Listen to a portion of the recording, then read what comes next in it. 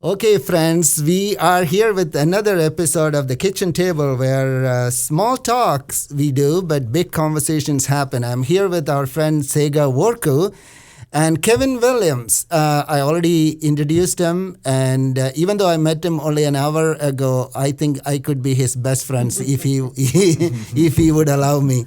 Amazing stories are coming out, and thank you, Kevin, again. For blessing us with your presence and giving us this time. Let me pick up the conversation from where we left off. And one thing you mentioned, Kevin, which I really thought as a pastor, you said there was this time in the mid-60s and even in the early 70s, Pasadena was so segregated, redlining and all these issues were happening. And you said that school, the Muir School, and you said Muirite as an identity for, whether you're black or white, you are proud of that identity as a Muirite. And that was your refuge in a way. When I heard that, I had chills. I was thinking, man, that should be the church. That should be, someone should say that whether you're black or white or Asian, it doesn't matter. Our identity as a Lakeite, I'm just coming, we are Lake Avenue members. That's our identity. That surpasses everything. So you said that about the school, and I wanted to hear that about Lake Avenue Church or any other churches, right? So to me, you challenged me as a pastor where I can lead my congregation or my fellow believers to be at that particular point. So here at this point, I want us to continue the conversation. And I said in my last episode, my friend Tsega Worku is my guest, but I'm going to promote him as my co-host. Tsega, let's carry on the conversation and help Kevin to navigate through some of those experiences he shared, particularly the black experience, and what we can all learn from that. Yeah, so I want you to ask the first question here today. Sure. So Kevin, in our conversation in the past, we've talked about pain, but also the hole in the heart. That was a way that somebody was trying to say there's a lot of noise around, but there's this central hole that we have in our heart that we're trying to fill.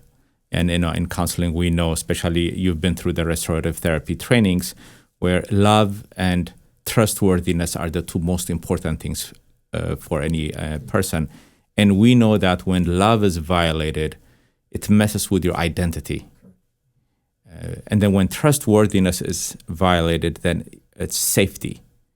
And we're very predictable creatures, If my identity is violated, I go into shaming myself or blaming others. If my safety is violated, then either I try to control my situation or I just check out. I just leave. So, and then of course there's a whole, some of us do even the combination. But when Dr. Perkins last time when he came a few years back, and you mentioned this all the time, when somebody asked the question and his response was, where is the pain? Mm-hmm. Where is your pain? Because without that, it won't happen. And it even takes me to the point of even what was the purpose of Christ's suffering? He could have just come and died and forgave our sins, but he had to suffer so he can identify with our pain. So this pain that we try to avoid sometimes gets us in more trouble than facing it straight on. And so how do you navigate that? What were some of your experiences if you've experienced anything where people have been able to face that pain, work through it? Because in the therapy session, it's very simple, it's a very structured, artificial, 1 hour every week you come. And eventually people get there, but not everybody has to go through it. And so maybe have some experiences in your life where you've seen people who really were able to connect with their pain or seen their pain and then worked through it and come better on the other end. Yeah, one of the, I have actually several situations, but The one I want to mention now is because of the circumstances and the situation that we're in. When I was in college, I had a part-time job with the Los Angeles Police Department as a police student worker, and I worked in the Rampart Division. And there was a desk officer there, I'll just give his first name, Ken. And he was on desk duty because of basically excessive force. He was on for at least 6 weeks. And he was just a pain. I'll just mention pain. He was, I could never do anything right. I mean, I would spend time doing the reports, and it was, he would find an I that wasn't dotted. But after a while, he recognized that I was really competent, but I had to be better than the best because I was a student worker at the time. And he came to me one time and he says, Williams, he says, I don't like most people and I don't like student workers. He says, but I like you. He says, because most black people aren't like you. I said, you're wrong, Ken. I said, there's a lot of people just like me. And I give him credit because he said, then I've got to go out and find them. And I remember talking to a couple of my friends, and they said, he said that they're not black people. You should have jumped on him. I said, and then I would have lost him. And I would have been I would have been that stereotype that he wanted. But by doing that, he reached out to me. And at that time, he says, I realized that he was in a lot of pain. I remember excessive force, but he was doing that because he was in a lot of pain and what had happened. And he started talking to me about different things that had gone on in his life. His father was kind of an abusive person, and not everything was going his way, so he would inflict pain on other people because of the pain that he was in. But what was really neat about the story is, the guy was, you come in, he said he was the ultimate bigot. He was. But he came to me and he says, William, I just want to tell you this past weekend I went out, me and my lady friend, and at the bar, we met this other African-American gentleman and his lady. We had a wonderful time. We spent 2 hours together talking and stuff. We're going to go out next week. I said, wonderful, Ken. I said, but remember, I said, Ken, you're still Ken. I said, you're new to this experience. I said, not everybody is exactly the same. I said, so if you encounter any issues, I said, let's talk. I said, that's the whole thing. And over a period of time, he never smiled, but he started smiling because the pain had just left him. He realized that I can go out and reach out to people of all colors and races and be okay with it, where before he was just brutal. And that was a very unique experience. People said, what happened to Ken? I said, I think he got rid of his pain. But so you're saying it was kind of a displaced anger. It was a displaced anger. Here's someone who's already feeling pain because of his own life experience, whatever is going on. And out there as a law enforcer, he almost had that right to, or feels like he has the right to get that anger out on others. And society kind of becomes a perfect place to act out what you're feeling instead of owning your own feeling. And nowadays he probably would have been fired, should have been fired at that time. But I think back at that time, it was just an opportunity for him to grow. And he used to ride in a police car alone because nobody wanted to ride with him, even though other officers. But after a while, they started teaming him up with other people.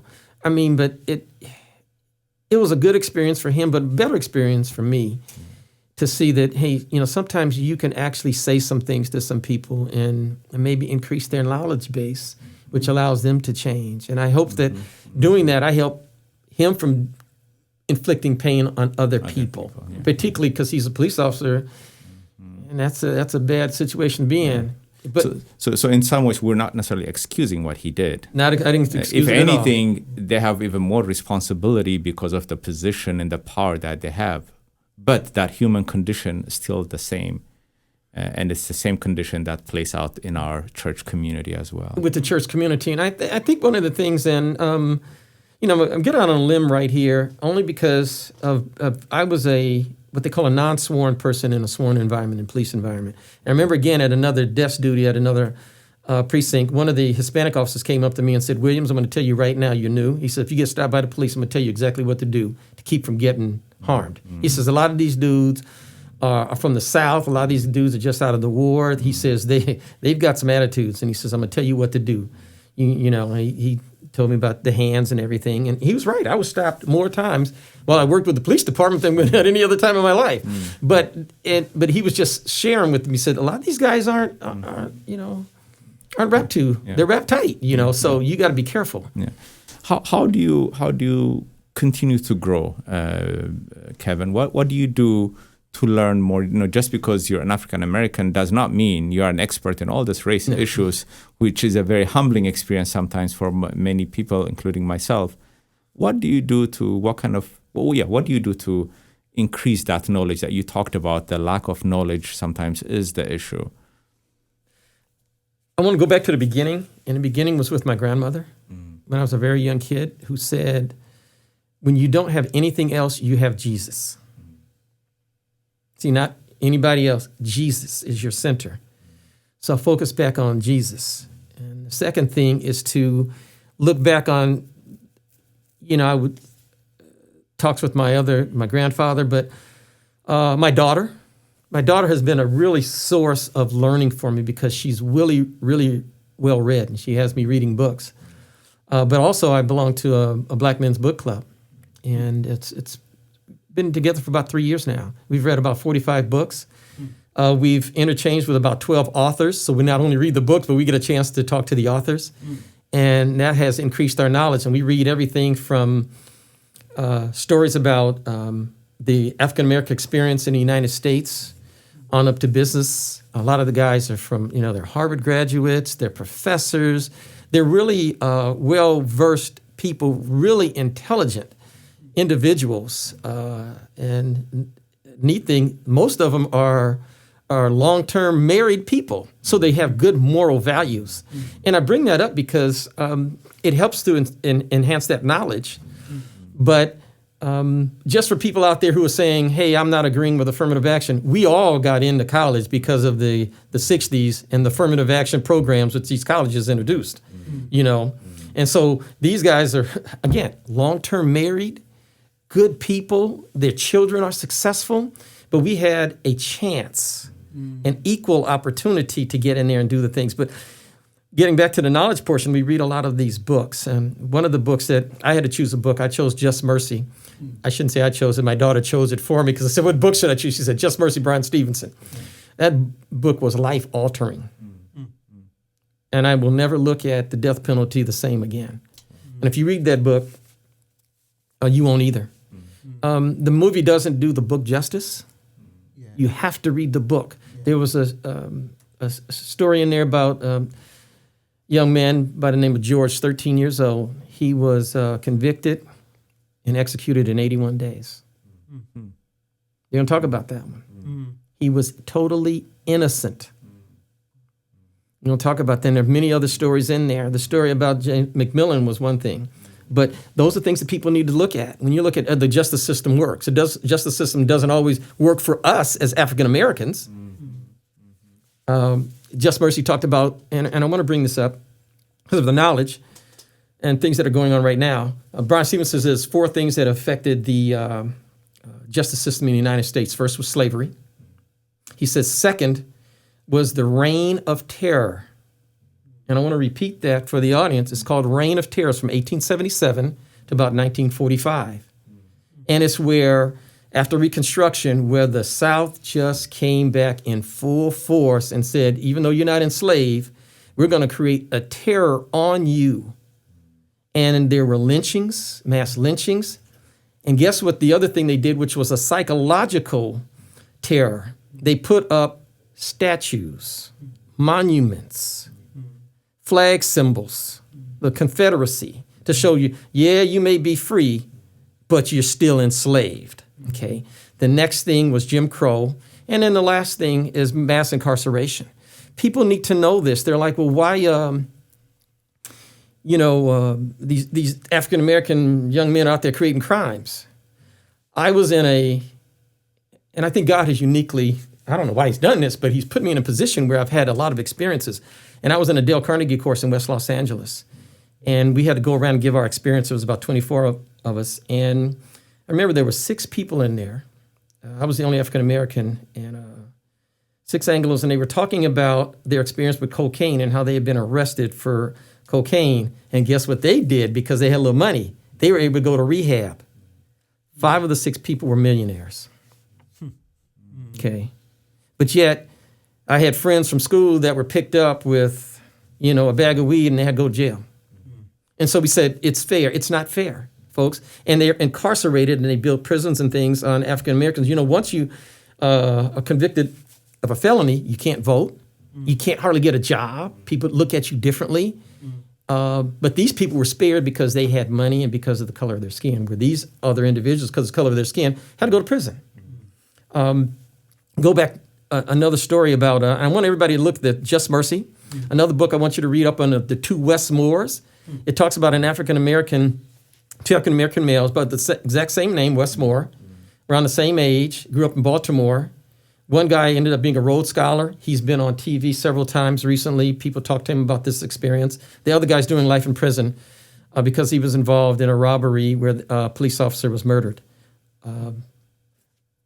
Each of them had 1 or 2 things in their life that could have switched the narrative, where one could have been a Rhodes Scholar because the guy was very bright, and the other guy could have been in jail. So when we look at that, we say, well, look at these people. We'll look at the Westmores. The other thing that was really, my daughter showed me, was White Fragility by Robin DiAngelo. I implore everybody, doesn't matter what your race, creed, or color is, to read that book. Robin DiAngelo is a white female, and she talks about the fragility of white people. It's coming from her. This isn't Kevin Williams speaking. This is her. And she talks about the different things in order to increase your knowledge about what white fragility is, and how you have to realize that you are either for people or against people. And she puts it, these are her words, you're either a racist or you're an anti-racist.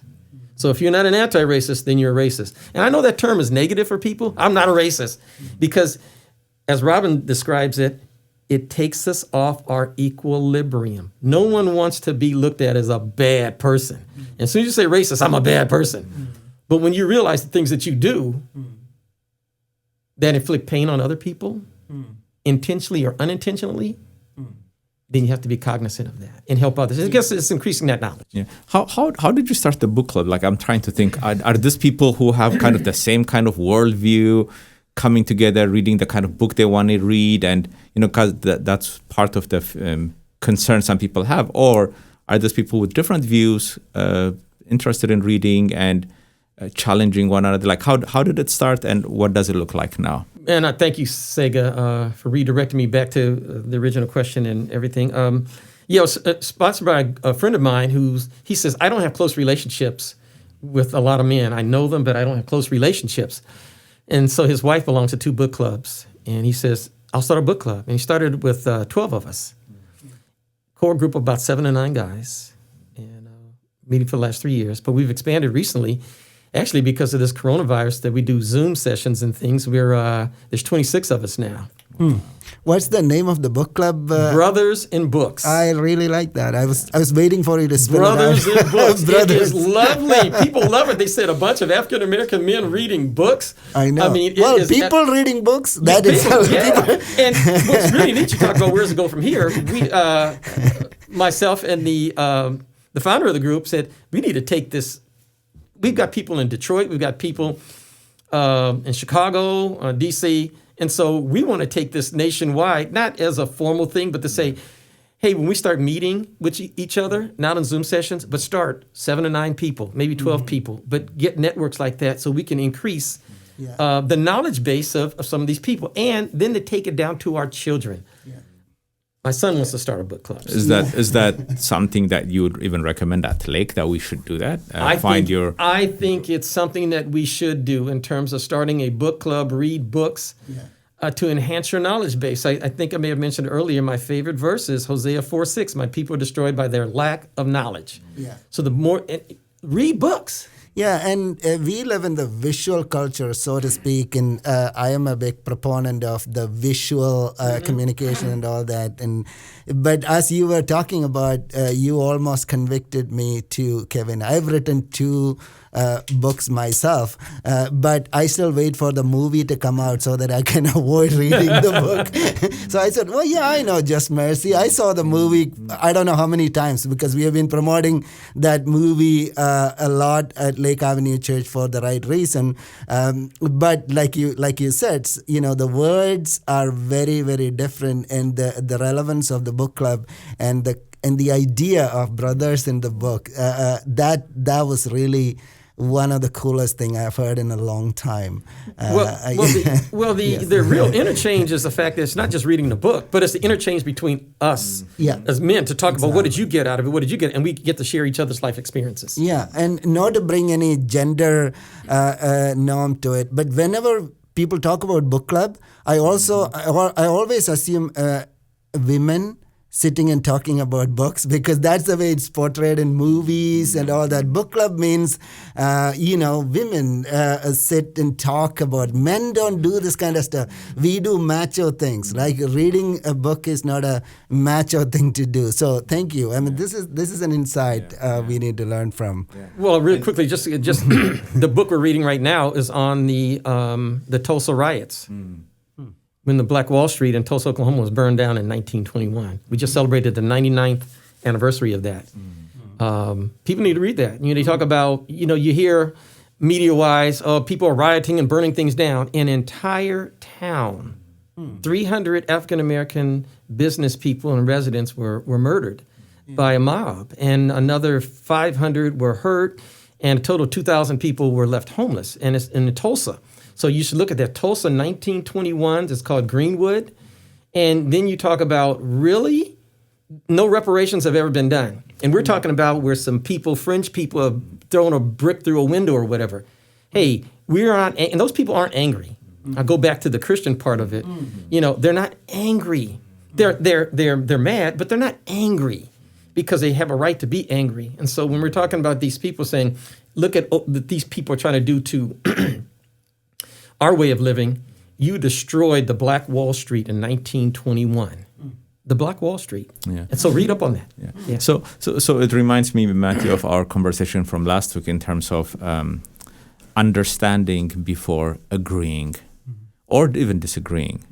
So if there's understanding, then even if we agree or disagree, it's okay because it's based on understanding. And what I'm finding out is it's so humbling to hear Kevin, an African-American, second generation Angelino, been through all that. And here he is, he's saying he's reading 45 books, learning about new things, making recommendation.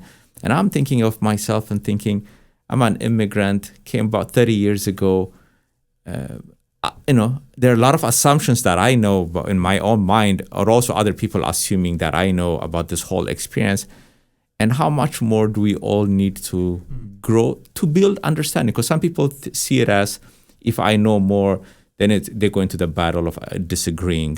But no, I need to read to understand. I don't have to agree. I can have a different perspective on it. That's okay. But I need to first read. I need to first understand. And then once we understand one another, we can agree. And I mean, for us, especially as Christians, we have Christ is what brings us together under the same umbrella. So we're in the same family. Yeah. So we still can disagree, not on Christ. We can disagree on other issues, but first we need to take time and understand. So for me, it's to hear this from Kevin. It's always encouraging that I need to learn more and grow. Yeah, I wanted to bring a point in here. There are Christians who will look at multiple translations of the Bible and read a verse, and I do that. And they'll read the NIV, King James, Revised Standard Version, American Standard, whatever. But they won't get their news information from multiple outlets. They only hear one way, and you're depriving yourself of knowledge. Yeah. There's some passages in the Bible I'm like, I don't quite get that. Let me go to another translation. Oh, now it makes sense. So why don't we do the same thing with information? And sometimes stuff that you don't like, you have to read it. I just wanted to bring in, towards the end, but one of the things you started by saying something very radical, which kind of boggled my mind. I disappeared for a little while because I had to think through what you just said, because you're talking about your previous boss or colleague who's a white policeman, and you were talking about processing your pain, but you said that man was also in pain, and in so many ways that you became, your interaction with him was therapeutic for him. And in a way that you witnessed the redemption of this white police cop who was in pain, which without excusing his behavior. I mean, that was the most important part.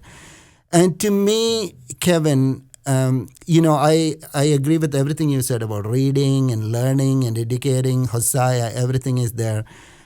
But even when you take in information from multiple sources, right, there is a lens through which we look at everything that is deep within us. That what you said right now, I didn't even want to bring it up, but where I felt pain was when you said that, is that nobody can deny the real starting point of some of this conversation we are having right now is the George Floyd issue. And in a way, when you said that, my mind went back to that picture of that George Floyd and that white policeman. Let me call him Ken. I'm not going to use his name here because I only want George Floyd's name to know. But that white police cop kneeling on his neck, and I never. I always say I have said this from the pulpit, and I saw a flicker of evil in his eyes, and I said I have that evil in my eyes too. So that way I said that, but you took it to another extreme, for me to think that maybe behind the flicker of that evil there is a pain, and not excusing what he did. But that is a radical Christian thing to say. Like that is what really provoked me to the extent of man. That's a very different angle with which you see the world. And I want our audience to take away that lens, right? I know people might disagree. How dare you say that? Like, are you justifying that person? No, you very clearly said it was not justifying. But what you did with Ken, or at least the way you approached him, was to me gave that Christian angle. See, even when we talk about book, for example, the book you mentioned, White Fragility, and it's a very controversial book. People look at it in completely different way, right? Because we use these cultural categories as a way to excuse ourselves, right? Like, it's a white privilege or it's white fragility. And sometimes the black empowerment issue become a white bashing issue, and the people get into all kind of confusion. But you brought into this conversation a unique and a very radical angle of a Christian angle. And Tsega, you caught up right there too about Jesus himself. He could have just said that, okay, you guys are all saved and you become saved, right? He's God. But the choosing to experience the pain and the suffering of humanity is what make this Christian God so radically different. And I just want to applaud you for mentioning that. So one last question here, Kevin. Bring it back to reality and to earth and to Lake Avenue Church. And you've been a ministry council member for many times. You've been in the leadership. You know about the church more than many pastors know. What would you recommend in terms of, as a Lake Avenue member or as a pastor, what can we do something here which you would bring some kind of hope for change or a better, brighter future tomorrow in which we can all be reconciled back to Christ, not just from towards each other, but also to Christ. Would you have one parting thought for us, or sorry for putting you on the spot? It's a question. Of course, if I had just one thought, I'd be writing books and not speaking to her.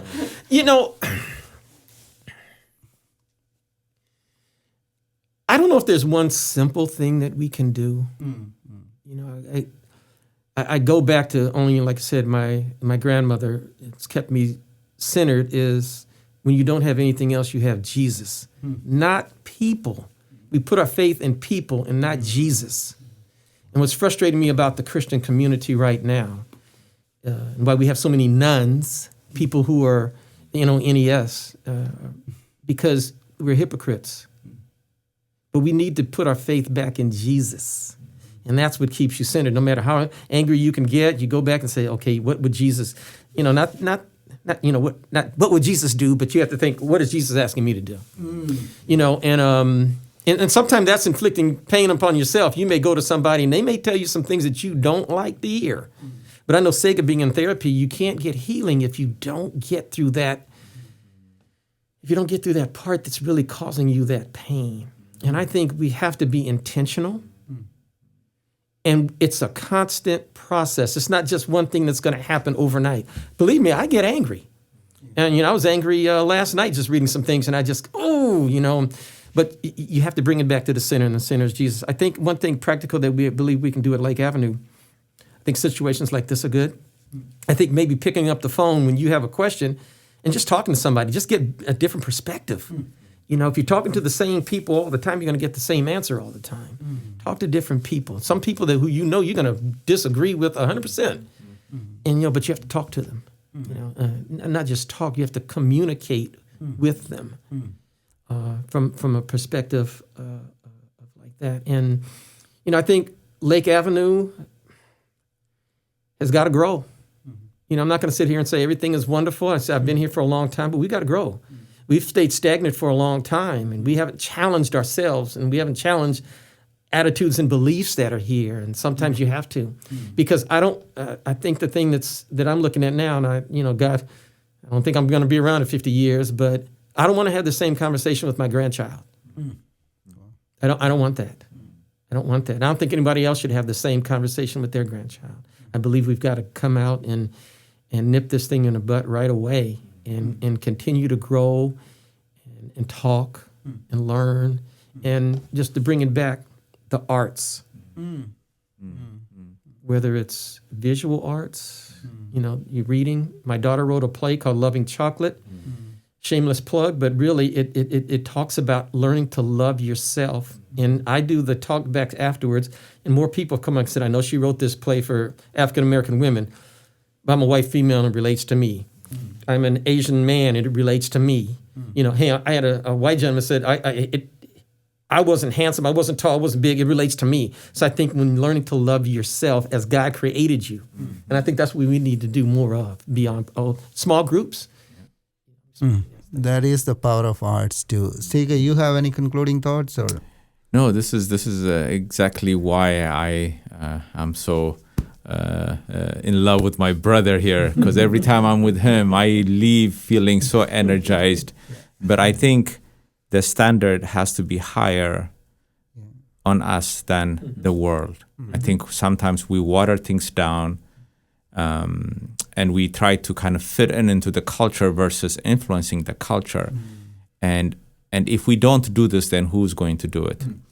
We know, as a therapist, it's like whether marriage or parenting, we should struggle more than anybody else because the standard is so much higher for us. But by doing that, we can actually go further. And I've been waiting for this day that at Lake we'll get to be vulnerable, talk with one another, go to those painful places, not so that we can have a place here or there, but more with one another, that we can grow closer. And we're blessed to have somebody like you, Kevin, and I hope we will continue to learn from your family, your whole family, and it's an honor. But that commitment is important. This whole thing about calling it a family, like right now, knowing that Pastor Greg can come anytime and preach and still be, I love that. That's what a family is. Versus, if Pastor leaves, so they can't come back anymore, and we have a whole new person. So if we have that commitment to one another, and that I'm not going to leave Lake because I don't feel comfortable, or it doesn't look like me, or whatever it is, then that is not, for me, that's not a family. So we're just calling it the unexpected family, so that we can go to these places, so that somebody like you, Mathew, can bring us on the table and challenge us with one another, and to take the risk of making mistakes. I think for me, when you asked me to even come last week, I was like a little bit scared. I hope I'm not going to say the wrong thing and offend someone, or I don't want to sound this way. But at some point, I have to also be myself and continue to grow. So it's very encouraging to hear from Kevin today on how he continues to learn and grow, and we all need to do the same thing. Yeah. Thank you, my brothers. Thank Both you. Kevin and Tsega, you really bless my heart. Again, my little commitment to this conversation is, like you said, creating a platform where the unexpected or uncommon voices are heard. I don't hear you from the pulpit, or I don't see you in social media or anything like that, but I know you have a great story to tell. I can sit here and get a lot of experts to come and talk about this kind of issues, but at this point, I don't think what we need are experts. And I have some experts coming, by the way, but it's not with a particular agenda. Like circling back to the importance of art and storytelling. That's what we were doing, right? We were not doing critical race theory and dogmatics and nothing like that. We were doing storytelling. And it has incredible power to heal. The stories have incredible power to heal. So thank you again, and thank you for listening to us for another episode of The Kitchen Table, our conversation here at Lake Avenue Church in Pasadena. And we will come back to you with more of this similar or even different kind of conversations. But it is all in the family. We agree to disagree, but understanding before agreeing or disagreeing. So that's the point of The Kitchen Table. God bless you.